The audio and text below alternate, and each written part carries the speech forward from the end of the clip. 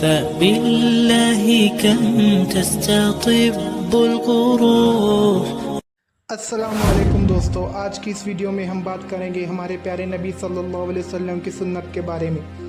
حضرت محمد صلی اللہ علیہ وسلم اللہ تعالیٰ کے آخری نبی ہیں۔ اللہ سبحانہ تعالیٰ نے اپنے رسول اللہ صلی اللہ علیہ وسلم کو دو قسموں کی وحی کے ساتھ ترغیب دی ہے، قرآن اور سنت۔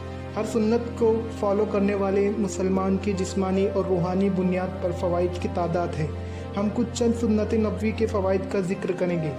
پہلی، جلدی سونا اور جلدی جاگنا۔ جلدی سونے کا رزلٹ جلدی اٹھنا ہے۔ اس کے بعد ڈیلی معاملات اور ہمارے جسم کے کام کرنے پر اچھا اثر پڑتا ہے۔ ہر دن کی روزمرہ ایکٹیویٹی کے دوران صحیح ایفیکٹو طریقے سے کام کرنے کی صلاحیت میں بہت بڑا کردار ادا کرتی ہے۔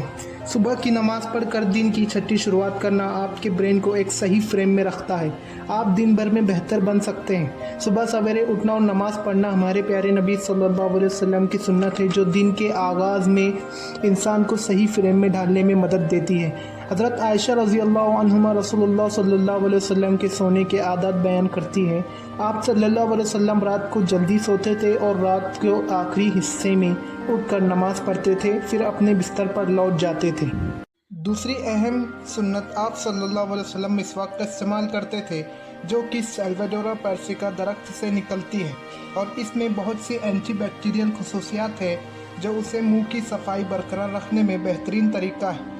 رسول اللہ صلی اللہ علیہ وسلم مسواک کا استعمال کیا کرتے تھے اور ہم سب کو بھی کرنا چاہیے، کیونکہ منہ کی صفائی کا خیال رکھنا بہت ہی ضروری ہے۔ مسواک آسانی سے خریدی جا سکتی ہے، سستی ہے، اس لیے اس کی وجہ سے اس سنت کو ہم برقرار رکھ سکتے ہیں۔ مسواک کے استعمال سے ایک حدیث ہے کہ یہ نہ ہوتا کہ میری امت پر مسواک کرنا مشکل ہے تو میں انہیں ہر نماز کے لیے مسواک کا حکم دیتا۔ تیسری سنت ہے ہمیشہ خوش رہنا اور مسکراتے رہنا۔ مسکرانا اور خوش رہنا آسان طریقہ ہے اور دوسروں کو خوش کرنا کی کوشش کرنا۔ مسکراہٹ کی مدد سے آپ کسی ایک ایسے شخص کے مزاج کو بلند کر سکتے ہیں جو اداس اور پریشان ہے۔ ہمارے پیارے نبی صلی اللہ علیہ وسلم ایسا کثرت سے کیا کرتے تھے اور ہمیں بھی ان کی سنت پر عمل کرنا چاہیے۔ ابن جوز کہتے ہیں کہ میں نے آپ صلی اللہ علیہ وسلم سے زیادہ مسکرانے والا آج تک نہیں دیکھا۔ ہمارے پیارے نبی صلی اللہ علیہ وسلم نے ہمیں مسکرانے کی ہدایت دی ہے۔ چوتھی سنت ہے ہجامہ کرنا، یعنی کپنگ کرنا۔ کپنگ تھراپی خون کے بہاؤ کو آرگنائز کر کے ماڈرن شکل ہے جس میں انسانی سکین پر سیکشن لگا کر خون کے بہاؤ کو متحرک کیا جاتا ہے۔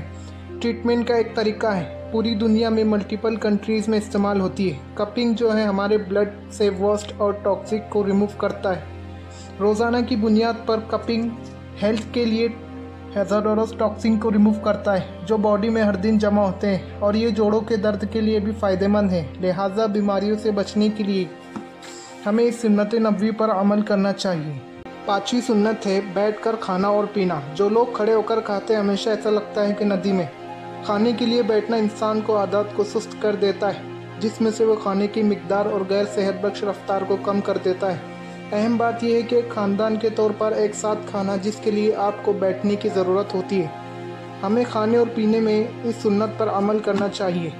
دوستو، ہمیں ان سنتوں پر عمل کرنے کا ثواب تو ملتا ہی ہے، لیکن اس کے ساتھ ساتھ ہمیں بہت سارے سائنٹیفک فائدے بھی ملتے ہیں۔